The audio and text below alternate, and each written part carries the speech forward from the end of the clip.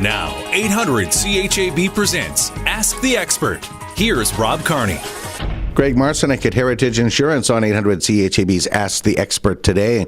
Greg, we're a long ways from springtime, and it's another friendly reminder to all motorists to get a winter survival kit in the vehicle. So very important.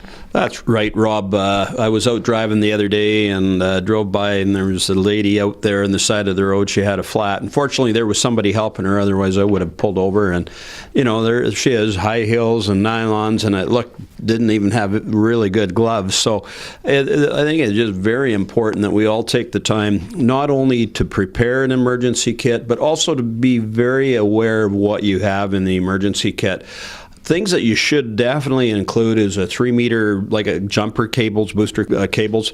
You should also have some flares in there so that you can set them up if it's during the evening.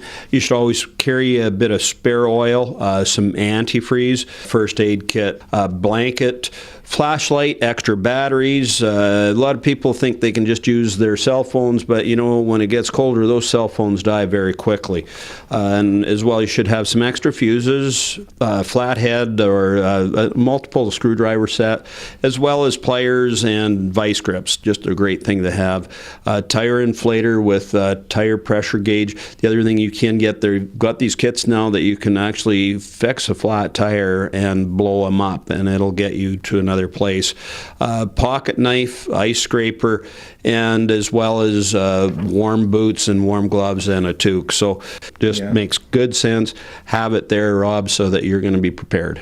Food, water, candles, and matches can also be lifesavers, literally, Greg. Oh, they certainly can, Rob. Like non-perishable energy bars and, of course, bottled water or something that you can boil water that, mind you, we haven't got any snow, but it's just a good idea to have that there for sure, just so it'll get you through. And even if it's not minus 40, I mean, even if it's, minus 5, if you get stranded in traffic, that happens, you can get stranded for 12 hours, 14 hours.